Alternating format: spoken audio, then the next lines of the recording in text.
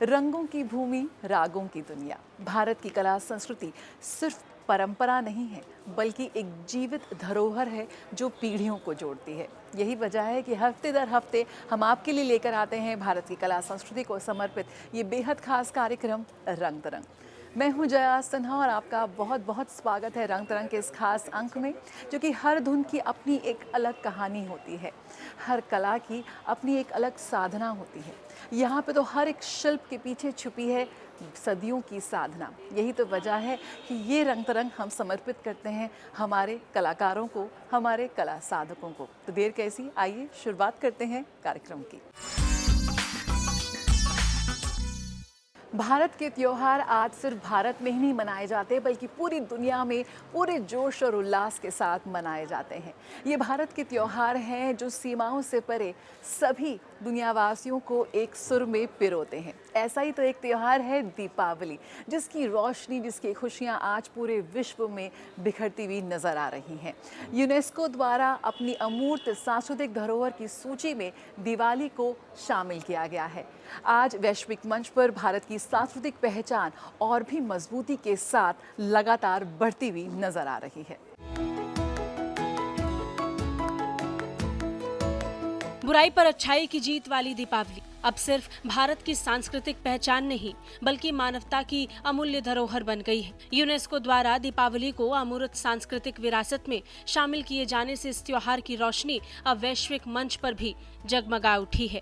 दिल्ली में लाल किले पर आयोजित यूनेस्को की एक अहम बैठक में दिवाली को मानवता की अमूर्त सांस्कृतिक धरोहर की सूची में शामिल किया गया। जो भारत की परंपराएं हैं उनको विश्व में मान्यता मिली, और ये ऐसी परंपरा है दीपावली की जो ना केवल त्यौहार है, बल्कि ये हमारे लिए एक ऐसा संदेश भी है जो हमें जीवन मूल्यों को सिखाता है। प्रधानमंत्री नरेंद्र मोदी ने यूनेस्को के इस फैसले पर खुशी जताई। सोशल मीडिया प्लेटफॉर्म एक्स पर लिखा कि भारत और दुनिया भर में लोग बहुत उत्साहित हैं। दीपावली हमारी संस्कृति और सोच से बहुत जुड़ी हुई है।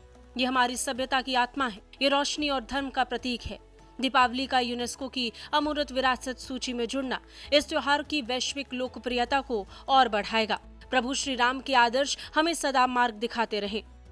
गृह मंत्री अमित शाह ने दीपावली के यूनेस्को की अमूर्त विरासत सूची में शामिल होने को लेकर देशवासियों को बधाई दी। उन्होंने अपने सोशल मीडिया अकाउंट एक्स पर लिखा, यूनेस्को की अमूर्त विरासत सूची में दीपावली का शामिल होना भारत के लिए गर्व का पल है। ये हमारे प्राचीन सांस्कृतिक मूल्यों के महत्व को आधुनिक समय में भी दर्शाता है। प्रकाश का ये त्योहार हमें प्राचीन काल से ही अच्छाई और धर्म की जीत पर विश्वास करना सिखाता आया है। अब ये जानकर बहुत खुशी होती है कि ये दुनिया भर में भी भलाई को बढ़ावा देगा। दीपावली मानवता की अमूर्त सांस्कृतिक विरासत सूची में शामिल होने वाली भारत की 16वीं सांस्कृतिक परंपरा है। इस लिस्ट में कुंभ मेला, कोलकाता की दुर्गा पूजा, गुजरात का गरबा नृत्य, योग, वैदिक मंत्रोच्चार की परंपरा, रामलीला, महाकाव्य रामायण की पारंपरिक प्रदर्शन पहले से ही शामिल है। सरकार से लेकर विपक्ष तक हर किसी ने इस फैसले पर गर्व जताया। बुराई पर अच्छाई की विजय का प्रतीक है। ऐसे त्योहार को विश्व धरोहर की सूची में मान्यता की दिया जाना निश्चित रूप से हम सब के लिए अत्यंत प्रसन्नता और सौभाग्य का विषय है। दीपावली को भगवान राम के 14 वर्षों के वनवास के बाद अयोध्या लौटने की खुशी में मनाया जाता है। इस दौरान घरों और मंदिरों को दियों और रंगोली से सजाया जाता है। लक्ष्मी माता की पूजा करके धन और समृद्धि की कामना की जाती है। अयोध्या और वाराणसी में दीपावली का उत्सव देखने लायक होता है। हर साल इन शहरों के घाटों पर लाखों दियों की जगमगाहट होती है, जो इस त्योहार की भव्यता और रोशनी को अद्भुत रूप से प्रस्तुत करते हैं। ये पहला मौका नहीं है जब दीपावली को वैश्विक पहचान मिली हो।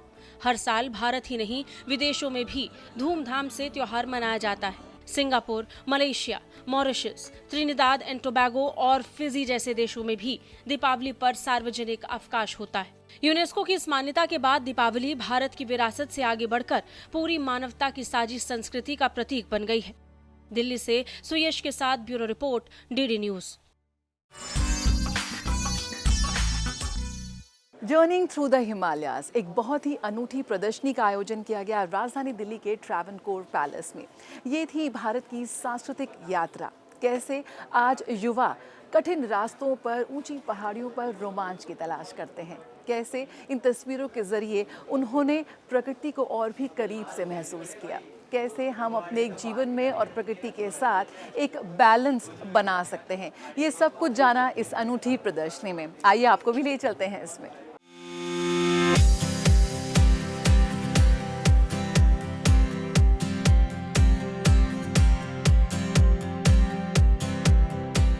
दिल्ली के हृदय में बसी त्रावणकोर भवन ने एक अनोखा दृश्य देखा जब रॉयल एनफील्ड ने अपनी सांस्कृतिक उत्सव जर्निंग अक्रॉस द हिमालयाज का भव्य आयोजन किया।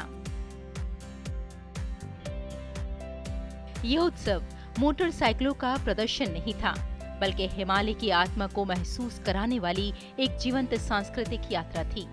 जैसे किसी ने पर्वतों की गूंज, हवा की सरसराहट और पहाड़ी लोक कथाओं की मिठास सबको एक ही छत के नीचे सजा दिया हो।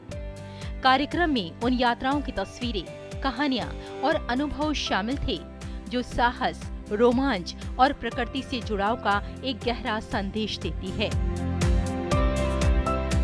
वल्लूर इको हब जो ये एक नेचर बेस्ड स्कूल है, हम भी ट्रेडिशनल स्कूल्स की तरह हम भी सब्जेक्ट्स पढ़ाते हैं, जैसे इंग्लिश है, मैथ है, उर्दू है, साइंस है, बट हम उसको इंडोर लर्निंग को आउटडोर के साथ कनेक्ट कर रहे हैं। जैसे अगर हमें नंबर्स पढ़ाने हैं, so we have to teach kids the quantity, how much is 2, how much is 3, so we take them simply out and they count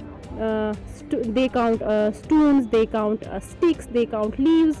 so इसी तरह जो हमारा प्री मैथ है जिसमें बिग, स्मॉल, इसी तरह जो हमारा साइंस है उसमें कलर्स पढ़ाते हैं, इंसेक्ट्स के बारे में पढ़ाते हैं। अतिथि जब गैलरी के भीतर बढ़ते तो प्रत्येक चित्र, हर एक फ्रेम मानो हिमालय की किसी ऊंची पहाड़ी से धीरे से उतरकर उनसे संवाद कर रहा हो। इनसे मिलिए, ये हैं वो शिक्षक जो बच्चों को उनके पाठ्यक्रम की पुस्तकों के अलावा बच्चों को प्रकृति से प्रेम कैसे किया जाए, इसके लिए सुंदर लेकिन एक अनोखा तरीका ढूंढ लिया है। पहले ये वूल खरीद के लाते हैं मैम, फिर इसको धोना होता है, धोने के बाद सूखना होता है, सूखने के बाद हम साफ़ करते हैं, साफ़ करने के बाद सूख जाने के बाद हम ये अलग से साफ़ करते हैं, तब ये टॉयज बन जाते हैं मैम।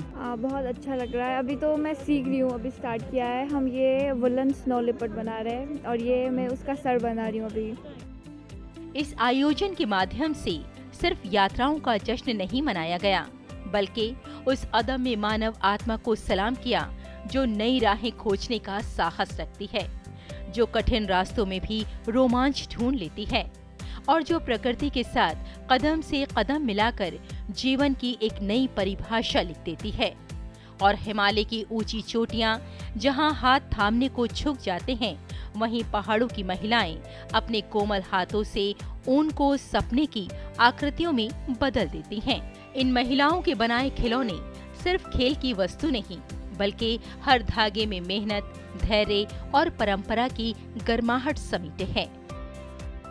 भारत की कलाएं, भारत की सभ्यता और भारत की परंपरा बेहद समृद्ध है। और जब हम भारत के किसी भी राज्य की बात करते हैं और राज्य के किसी भी गांव की बात करते हैं, तो हर गांव की, हर राज्य की जो कलाएं हैं अपने आप में अनूठी होती हैं। किस तरह से वहाँ लोग रहते हैं, किस तरह से पहनावा पहनते हैं, या फिर क्या उनका खान पान है। यानी कुल मिलाकर ये कहा जा सकता है कि हमें एक गुलदस्ते में अलग अलग रंग के फूल नजर आते हैं, अलग अलग सभ्यता नजर आती है। जर्निंग अक्रॉस द हिमालयाज एक उत्सव से बढ़कर एक अनुभव था, एक भाव था, एक स्मृति थी जो हर उस व्यक्ति के दिल में गूंज छोड़ गई जो कभी पर्वतों की ओर चला है या चलने का सपना देखता है। रेशमा की रिपोर्ट, रंग तरंग के लिए डीडी न्यूज।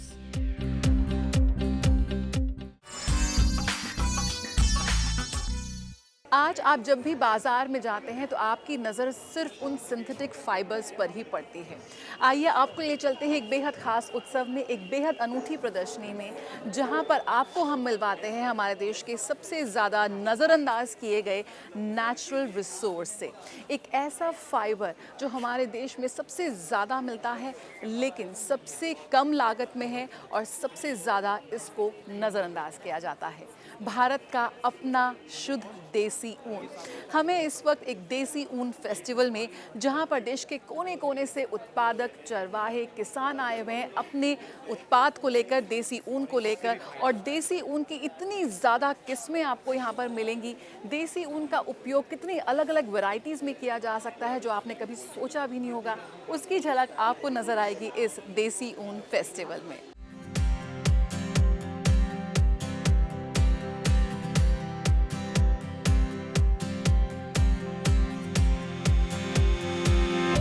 हम लोग राजस्थान में काम करते हैं पशुपालकों के साथ मगरा ऊन पे, जो राजस्थान की देसी ऊन है।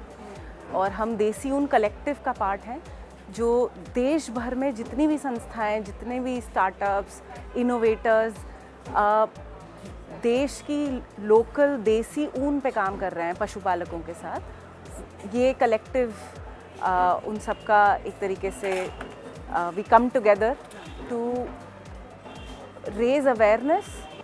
हमारे देश की ऊन के बारे में कितने लोग जानते हैं? हम ऊन के ऊपर इतना सोचते भी नहीं है, और ये एक बायोफाइबर है जो हमारे देश का है। सो देसी ऊन के अंदर अगर आप देखें तो बहुत सुंदर सुंदर देश भर की हस्त कारीगरी है, चाहे बुनाई हो, चाहे हाथ के एम्ब्रॉयडरीज हो, बहुत अलग अलग तरीके के प्रोडक्ट्स हैं, फेल्टिंग है। और इसके अलावा और बहुत सारी चीज़ों में जिसमें ऊन का इस्तेमाल हो सकता है जो हम नहीं जानते हैं आज की डेट में। बीट ग्रीन आर्किटेक्चर, अकूस्टिक्स की हम बात करें, हर शहर में आज की डेट में नॉइज़ प्रॉब्लम है, पोल्यूशन प्रॉब्लम है, गर्मी एक बहुत बड़ी प्रॉब्लम है। जब भी बात होती है ऊन की तो हमेशा आपका ध्यान जाएगा पहाड़ी या पर्वतीय इलाकों की तरफ, वहाँ के लद्दाख, कश्मीर राज्यों की ओर। लेकिन यहाँ पर देश के कोने कोने से उत्पादक आए हुए हैं अपने देसी ऊन की वैरायटी को लेकर। तो आइए शुरुआत करते हैं कर्नाटक से। जी हाँ, कर्नाटक का देसी ऊन इस वक्त आप यहाँ पे देख सकते हैं।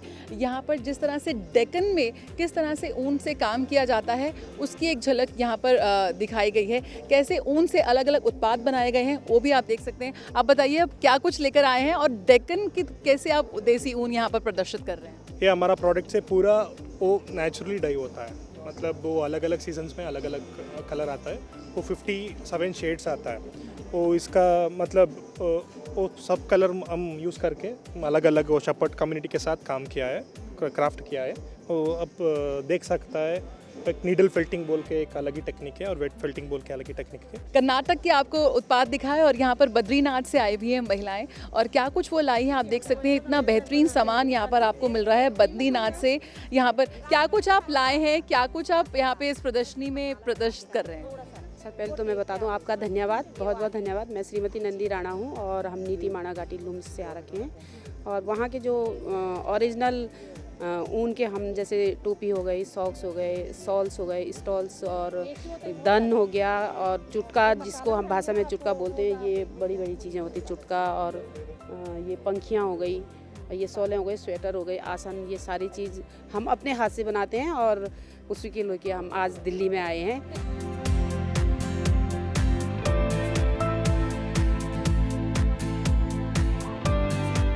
हमारे साथ राहुल है इस वक्त। राहुल, थोड़ा बताइए, सेंटर फॉर पास्टोरलिज्म से ये जुड़े हुए हैं और ये जो इनिशिएटिव है हमारे चरवाहों को एक बाज़ार देने का, प्रमोट करने का देसी ऊन को, वो उससे जुड़े हुए हैं। राहुल, किस तरह से हम देसी ऊन को आज अलग अलग चीज़ों में इस्तेमाल कर रहे हैं और आप कह रहे हैं कि इंडस्ट्री में भी देसी ऊन का इस्तेमाल हो सकता है, कैसे?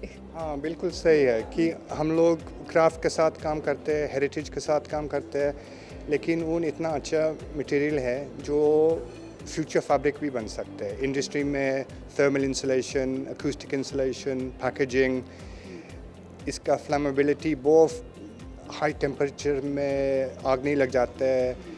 It's an incredible properties for insulation. तो हम यहाँ इस एग्जीबिशन में ये प्रोडक्ट अलग अलग तरह के ऑटोमोबाइल इंडस्ट्री में फ्लोर मैट्स, बिल्डिंग का इंडस्ट्री में अकूस्टिक थर्मल इंसुलेशन, तो हम लोग इस तरह का भी हम कोशिश कर रहे हैं कि उन सिर्फ क्राफ्ट में भी बट इंडस्ट्री में अडॉप्ट हो। यहाँ पर मानना है कि जो हम जितना ऊन का उत्पादन होता है उसका एक बहुत बड़ा हिस्सा डिस्कार्ड कर दिया जाता है क्योंकि उसकी सही उपलब्धता और उसकी सही यूसेज नहीं पता है। कैसे जो आपका ये कलेक्टिव है एक बाज़ार दे रहा है हमारे फार्मर्स को, हमारे लोकल प्रोड्यूसर्स को, और कैसे इंडस्ट्री तक इस ऊन को पहुँचाने में आपका इनिशिएटिव है?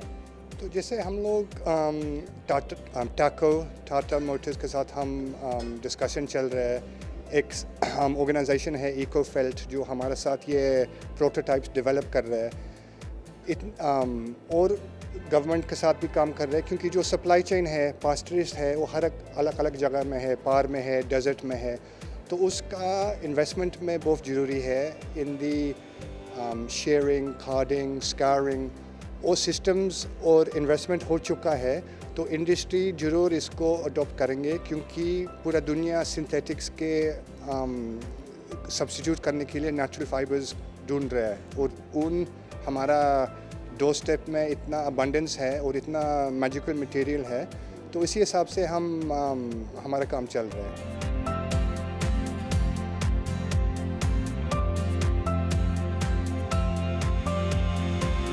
हमारे पास ये मफलर है और क्या बोलते हैं बेडशीट है प्योर वुलन का, और सॉक्स लेकर आए हैं। यहाँ पर अलग अलग तरह के ऊन भी आपने प्रदर्शित किए हैं, थोड़ा सा इसके बारे में बताइए। कहाँ से आता है, कैसे आप इसको बनाते हैं, कैसे निकालते हैं? हम लोग विलेज में रहते हैं जहाँ पर किसानों ने ये शीप पाले हुए होते हैं, तो उन्हीं से ये ऊन मिलता है हमें, और इन्हें हम ये जो है इससे काट कर स्पिन करके तो इस तरह का धागा बनाते हैं जिससे हम अपने अलग अलग प्रोडक्ट बनाते हैं।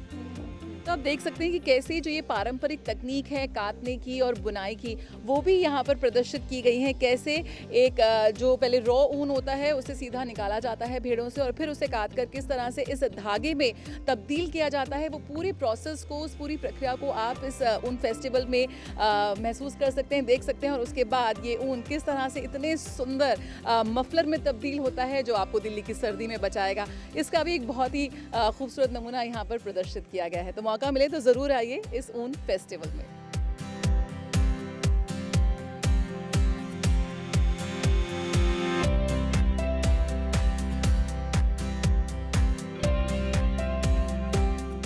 राजस्थान से आप आए हैं, देसी ऊन की राजस्थान में कौन सी ऐसी वैरायटी जो सबसे ज़्यादा लोकप्रिय है?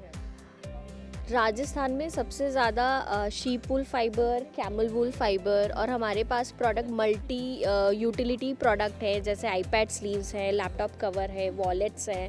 वहाँ पे आप देख रहे हैं कि होम फर्निशिंग है, कुशन कवर्स हैं, हमारे पास दरियाँ हैं जो शीप वूल फाइबर की बनी हुई हैं, और हम सपोर्ट करते हैं पैस्टोरल कम्युनिटी को जो भेड़ पालक हैं, ऊँट पालक हैं, उनके लाइवलीहुड को इंश्योर करते हैं।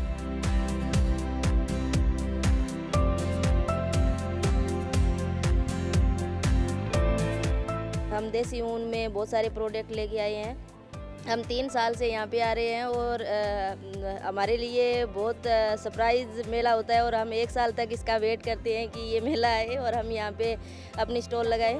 और इसमें हम मफलर है, सॉक्स है, फिर बाद में ये दस्ताने हैं। इस बार थोड़े टॉयज़ वगैरह भी लेके आए हैं। फिर लैपटॉप स्लीव बैग है, ये बैग भी है, क्रिसमस डे के लिए वो चाम्स वगैरह है, और मफलर है, और फिर बाद में वीविंग के जैकेट वगैरह भी है। फिर इधर आप देखोगे तो ये दरिया हैं, और कुछ ये बंधनवार जो शोपीस है वो हम लेके आए हैं।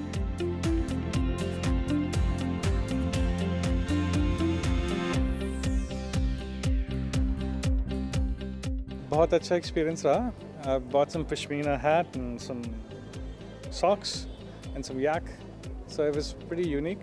आप सब लोग भी यहाँ पर आएँ बिकॉज़ यहाँ पे बहुत ही यूनिक जो हमारे देश का लोकल वूल वैरायटी होता है, देसी ऊन जिसको बोलते हैं, उसके बने हुए बहुत सारे हैंडमेड प्रोडक्ट्स हैं।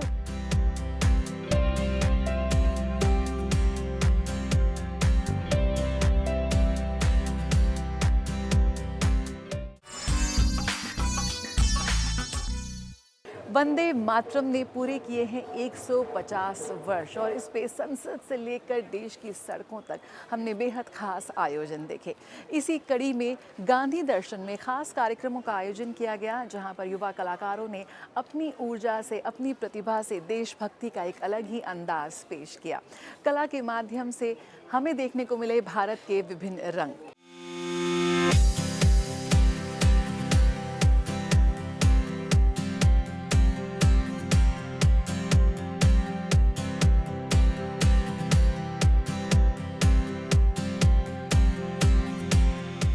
गांधी दर्शन के शांतिपूर्ण आंगन में जहां विचारों और संघर्षों की गूंज सुनाई जाती है, वहां रंगों का एक नया उत्सव था। ये केवल एक चित्रकला प्रतियोगिता नहीं, बल्कि हजारों स्कूली बच्चों और युवा दिलों की आवाज थी, जिन्होंने अपनी कला के माध्यम से राष्ट्र प्रेम और स्वाभिमान की भावना को उजागर किया। हम वंदे मातरम के 150वीं वर्षगांठ और भारत रत्न देश के सपूत, महान सपूत, भूतपूर्व प्रधानमंत्री अटल बिहारी वाजपेयी जी की 100वीं जन्म जयंती के अवसर पे दिल्ली के विभिन्न विद्यालयों के बच्चों के लिए अलग अलग श्रेणी में चित्रकला प्रतियोगिता आयोजित की गई है। हर एक कैटेगरी की अलग अलग थीम है। वो थीम जो है कहीं न कहीं कोई देशभक्ति की भावना से ओतप्रोत है, कहीं न कहीं वो थीम जो है जो करंट इश्यूज़ हैं उनके ऊपर आधारित है। तो हमें लगता है कि बच्चे इसमें पार्टिसिपेट करेंगे और ये जो संस्थान है महात्मा गांधी जी का संस्थान है, तो उनके जो आदर्श और उसूल हैं वो मुझे लगता है कि इस प्रतियोगिता के माध्यम से उन बच्चों तक पहुंचेगी। आयोजकों के मुताबिक प्रतियोगिता में 5000 से अधिक बच्चों ने हिस्सा लिया, जो कि किसी भी कला आयोजन के लिए एक रिकॉर्ड माना जा रहा है। वंदे मातरम के 150 वर्ष और अटल बिहारी वाजपेयी की 100वीं जयंती दो ऐसे अवसर थे जिन्होंने हमारे इतिहास और संस्कृति के गर्व को और अधिक बढ़ा दिया है। इन विशेष दिनों पर बच्चों ने अपनी कला के द्वारा सिर्फ अपनी कल्पनाओं को नहीं, बल्कि हमारे देश के गौरवपूर्ण इतिहास को भी जीवंत कर दिया। गांधी दर्शन के लिए आए हैं और मेरा स्कूल सर्वोत्तम इंटरनेशनल स्कूल है और मेरे को ऑपरेशन सिंदूर चूज़ इसलिए किया क्योंकि आई थिंक वो सबसे हॉट टॉपिक है आजकल टाउन में। दैट्स व्हाई मैंने उस टॉपिक को चूज़ किया है। मैं यहाँ पे आज एक पेंटिंग बना रही हूँ। ऑपरेशन सिंदूर टॉपिक है। ऑपरेशन सिंदूर हमारे लिए बहुत स्ट्रगल वाला मूवमेंट था, जैसे कि हम इंडियंस ने एक हमारा सिटीज़न खोया because of the religion. The terrorist made that, but for that I am making a painting on the topic. यहाँ पे मैं बर्ड्स बना रही हूँ, वाइट बर्ड्स, जो कि सिंबलाइज करता है पीस को। और यहाँ पे मैं बिल्डिंग्स बना रही हूँ जो फ्री पब्लिक सर्विसेज के लिए वो सिंबलाइज किया गया है। मैं इसमें ये बना रहा हूँ कि जैसे हमें कहीं नीचे से जाने में थोड़ी दिक्कत हो सकती है, तो जाम हो कुछ हो तो फिर वो बिल्डिंग से बिल्डिंग शिफ्ट हो सकता है या फिर कोई इमरजेंसी में भी शिफ्ट हो सकता है। जैसे ये एक कार्ट बनाई है मैंने बिल्डिंग से बिल्डिंग शिफ्ट होने के लिए। और ये रॉकेट है जो स्पेस में जा रहा है, ये सैटेलाइट है, ये रोबोट है। ये चित्रकला प्रतियोगिता जो गांधी दर्शन में आयोजित हुई केवल एक कला कार्यक्रम नहीं थी, ये एक सशक्त संदेश था कि ये युवा पीढ़ी कला और रचनात्मकता के माध्यम से अपने राष्ट्र और उसकी धरोहर के प्रति अपनी श्रद्धा व्यक्त कर रही है। राष्ट्रगीत वंदे मातरम के 100 साल पूरे होने पर और पूर्व प्रधानमंत्री अटल बिहारी वाजपेयी की 100वीं जयंती के उपलक्ष्य में गांधी दर्शन में एक चित्रकला प्रतियोगिता का आयोजन किया गया, जिसमें दिल्ली के बहुत सारे स्कूलों ने हिस्सा लिया और तकरीबन ये कहा जा सकता है कि 5,500 से ज्यादा बच्चे आज इस प्रतियोगिता का हिस्सा बने। और खास बात ये थी कि गांधी दर्शन ने जो थीम दी है बच्चों को चित्रकला के लिए, वो है डिजिटल इंडिया या फिर ऑपरेशन सिंदूर, स्वच्छ भारत। यानी कुल मिलाकर ये कहा जा सकता है कि प्रधानमंत्री नरेंद्र मोदी की जो योजनाएं हैं भारत को विकसित करने की, उसे लेकर बच्चे आज अपनी प्रतिभा को दिखाने की कोशिश कर रहे हैं। ये अद्भुत कला प्रदर्शनी सिर्फ रंगों और रेखाओं का मेल नहीं थी, बल्कि बच्चों के सपनों, उनकी कल्पनाओं और उनके देश प्रेम की एक जीवंत तस्वीर थी। वंदे मातरम के 150 साल पूरे होने का ये गौरवशाली अवसर और भारत रत्न अटल बिहारी वाजपेयी जी की 100वीं जयंती दोनों ही हमें नई सोच, नई ऊर्जा और नए संकल्प की प्रेरणा देते हैं।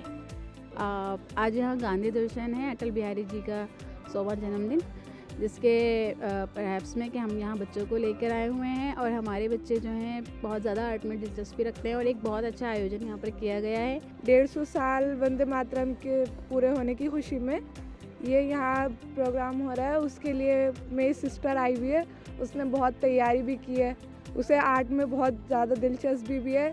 4-5 दिन से बहुत प्रैक्टिस भी कर रही थी वो। ये बहुत ही अच्छा प्लेटफॉर्म है बच्चों के लिए, इतना एक्सपीरियंस उनको मिलता है and it's a lot of exposure also for them because students come from various schools over here and the themes are also very versatile. बच्चों ने अपनी कला के माध्यम से ये साबित किया है कि भारत का भविष्य न केवल उज्जवल है बल्कि गहराई से संस्कारी और रचनात्मक भी है। रेशमा की रिपोर्ट, रंग तरंग के लिए डीडी न्यूज।